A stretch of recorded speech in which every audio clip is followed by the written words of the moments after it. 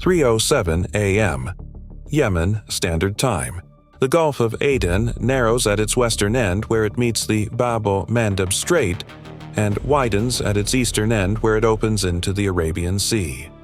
At its widest point, it is 480 kilometers across. At its narrowest operational corridor, the shipping lane that vessels follow from the Bab el-Mandeb transit to the Oman coast, it is 140 kilometers wide. The USS destroyer operating the Eastern Patrol of the Combined Maritime Forces counter-piracy mission at 3:07 a.m. was holding position at the center of that corridor, 80 kilometers from the Yemeni coast, 60 kilometers from the Somali coast, on a course that had not varied in 17 hours. The destroyer had been on counter-piracy patrol for 22 days. Its mission was anti-piracy escort coordination, not active combat operations.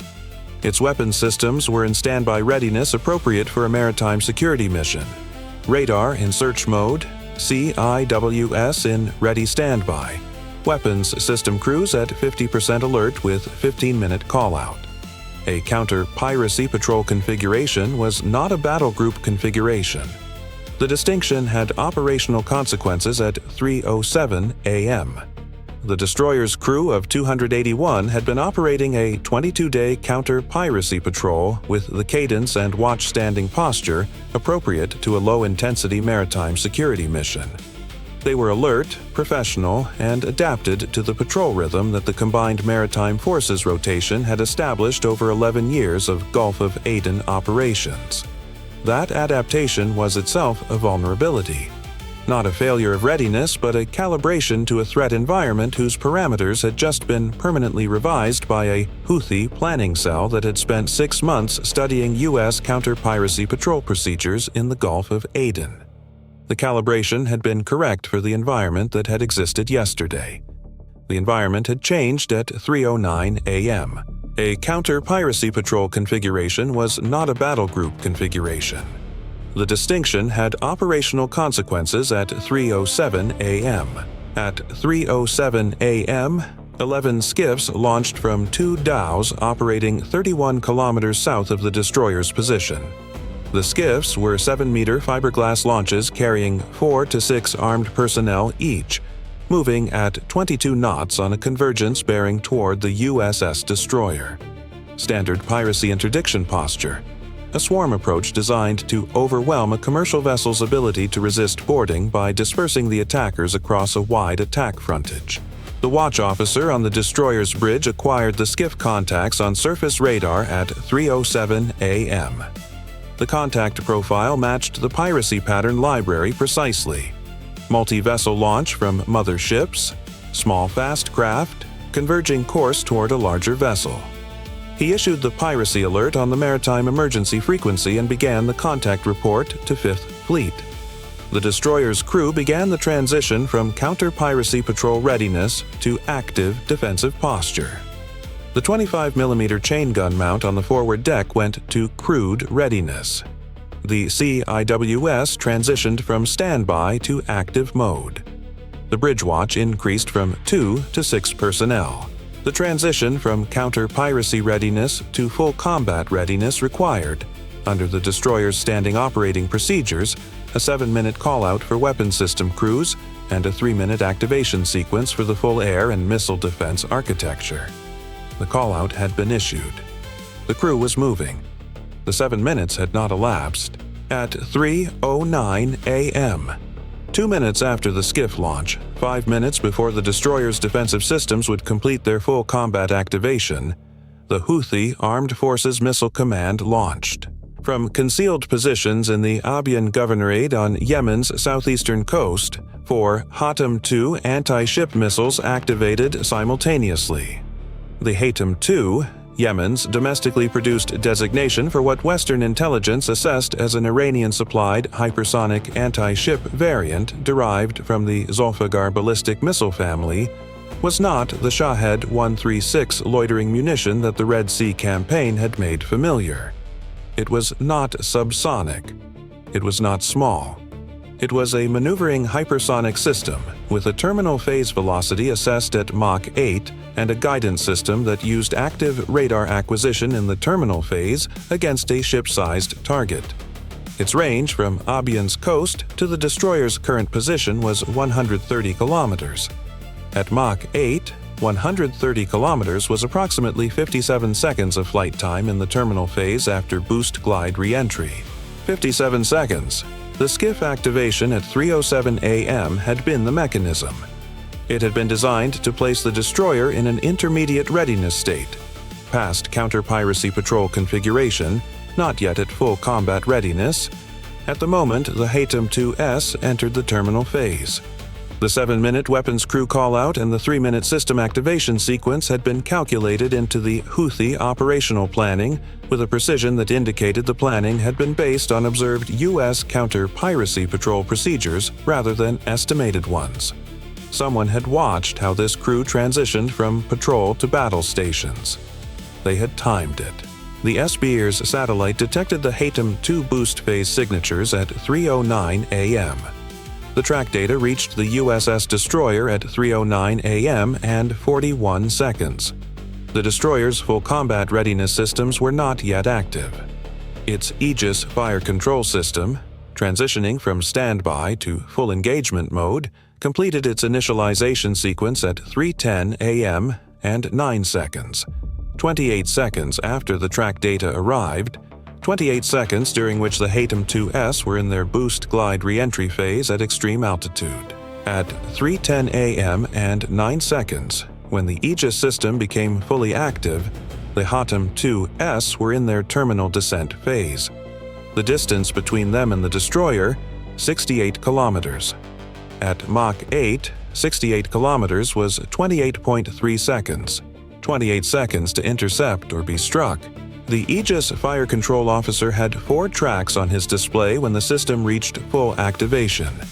4 HATM, 2 inbound tracks, all in terminal phase, all inside the SM-6 outer engagement threshold for a Mach 8 target. The SM-6 had been designed to engage hypersonic targets in the terminal phase.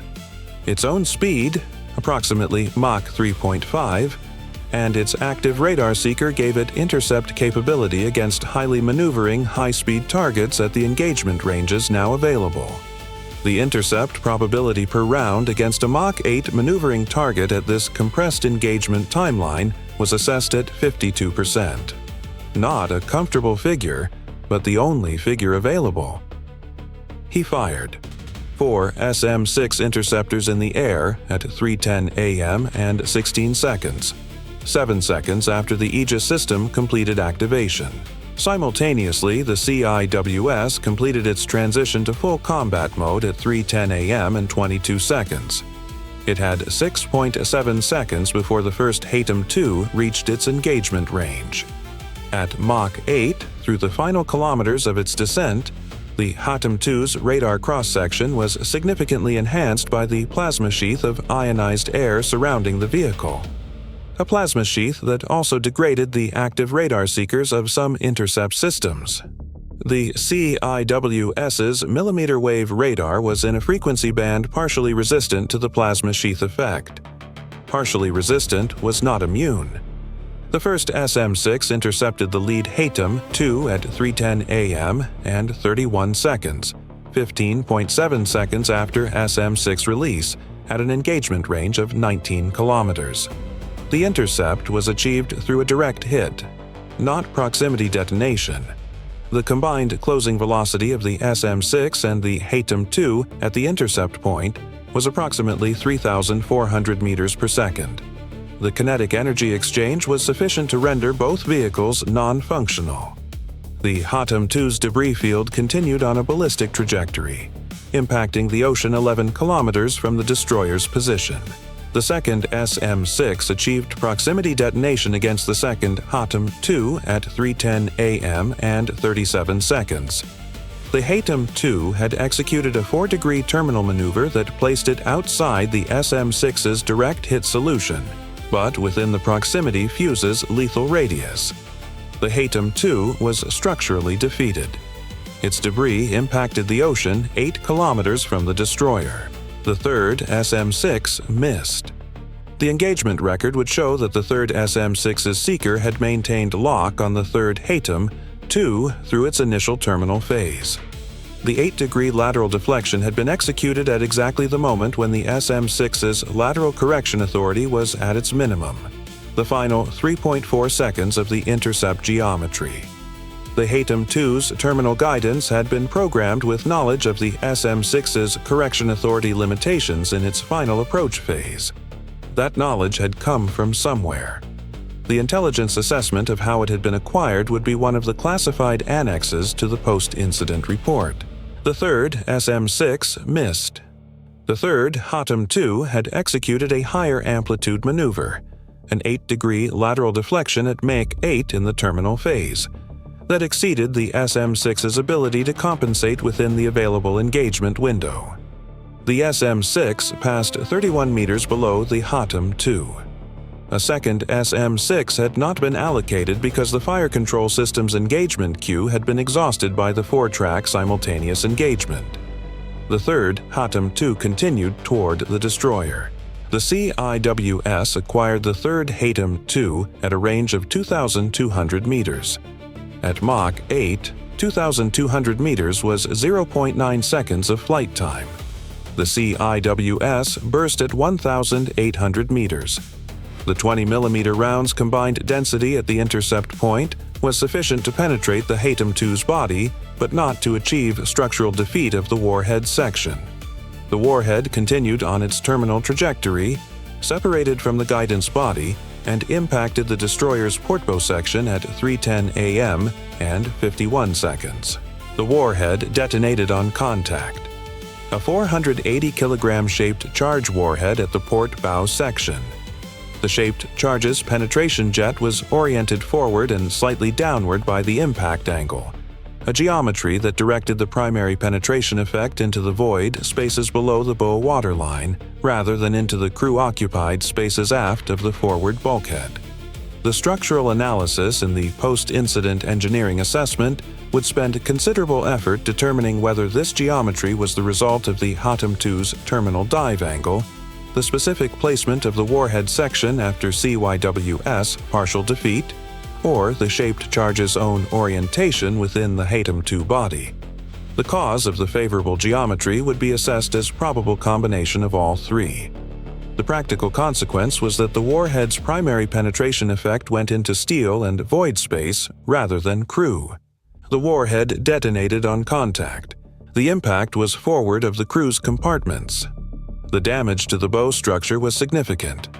Forward compartments breached, flooding in the forward void spaces, significant structural damage to the bow form. The ship's damage control teams activated the flooding response protocol immediately. The flooding was contained to the forward void spaces and did not reach any crew-occupied spaces. The bow structure's integrity was compromised, but the pressure hull remained intact. The ship maintained propulsion. It did not sink. The fourth SM-6 intercepted the fourth Hypersonic-2 at 3:10 a.m. and 44 seconds, a clean intercept that had been in progress during the third Hypersonic-2 engagement sequence. The fourth was neutralized 7 kilometers from the destroyer. Its debris impacted the water before the fourth SM-6's detonation debris settled. The skiffs were still approaching. 31 kilometers had become 18 kilometers in the 2 minutes since launch.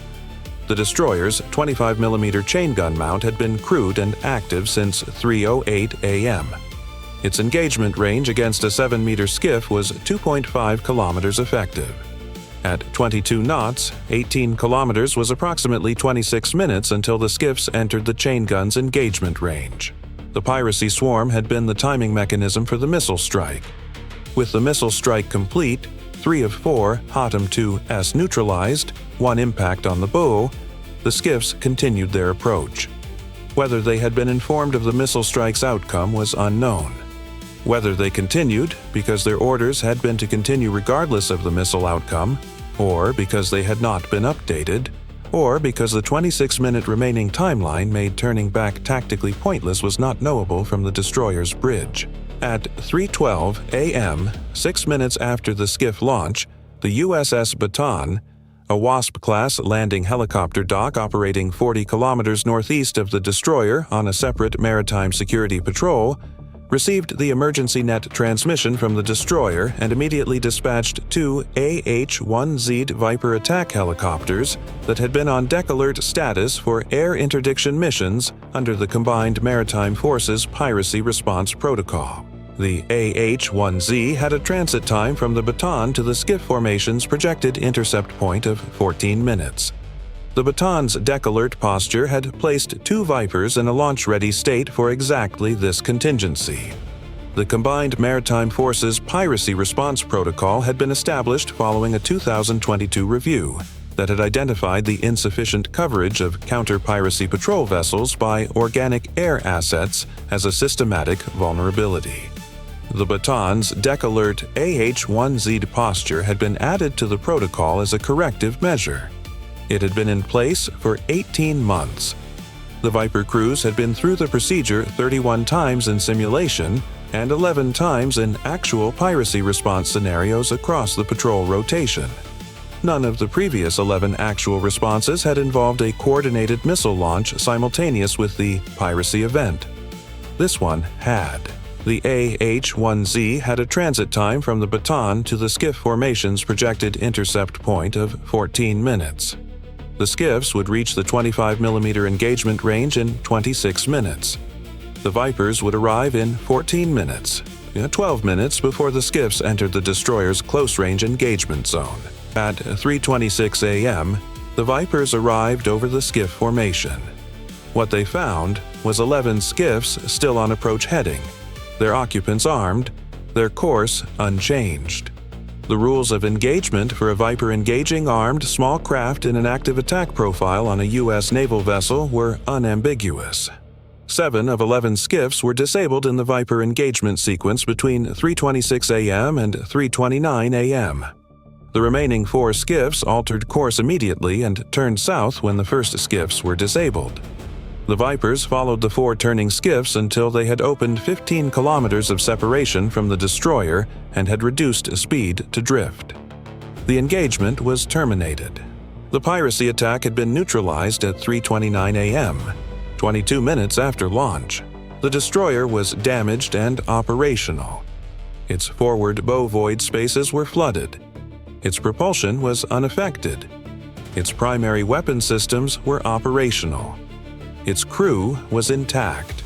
The forward void spaces flooding had occurred in uninhabited spaces, and the ship's damage control response had been executed within its designed parameters. No personnel were in the forward void spaces at the time of impact. The ship's emergency damage control checklist had been completed by 3:48 a.m. The flooding was contained and stable. CENTCOM counter-operation execute authorization was transmitted at 3:13 a.m., 6 minutes after the Hatem II launch, while the Viper dispatch to address the skiff formation was still in progress. The Abyan coast launch positions had been detected through the Hatem II's boost phase signatures and the trajectory backpropagation that placed their launch coordinates with 80-meter accuracy. The positions were on a stretch of coast that Houthi forces had been using for coastal missile operations for 11 months. The targeting intelligence was not new. The coordinates had been in the strike package database since they had been first identified through imagery and signals intelligence.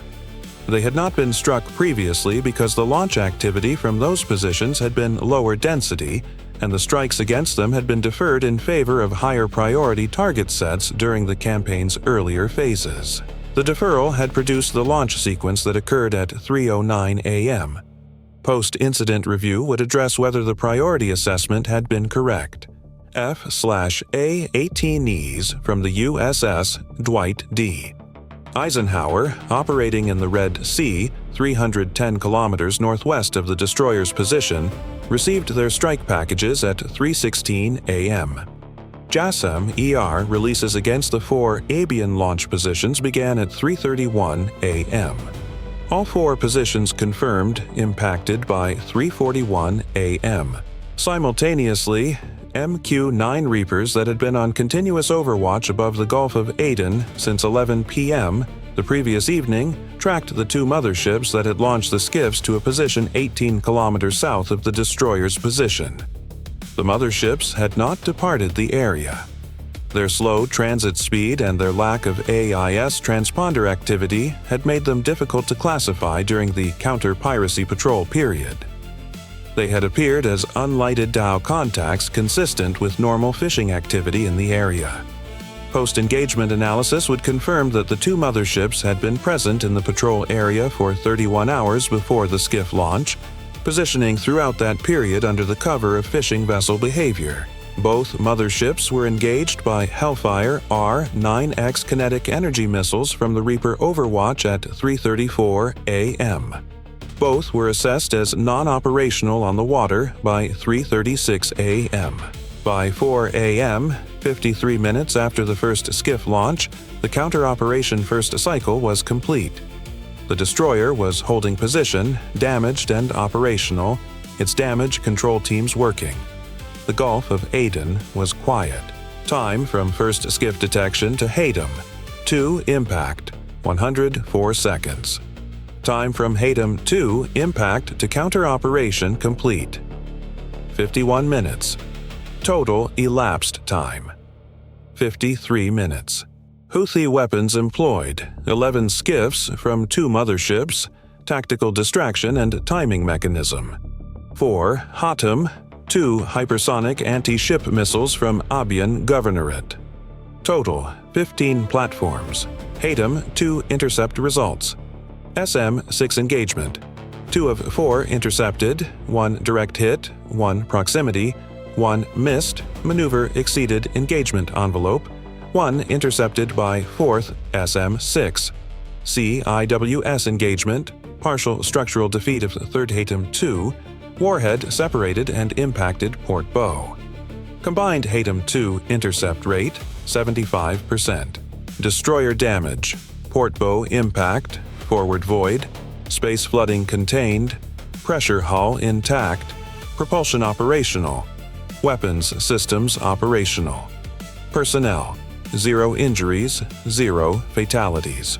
Skiff engagement, 7 of 11 disabled by AH-1Z Vipers at 3:26 to 3:29 a.m. Remaining 4 turned south and disengaged.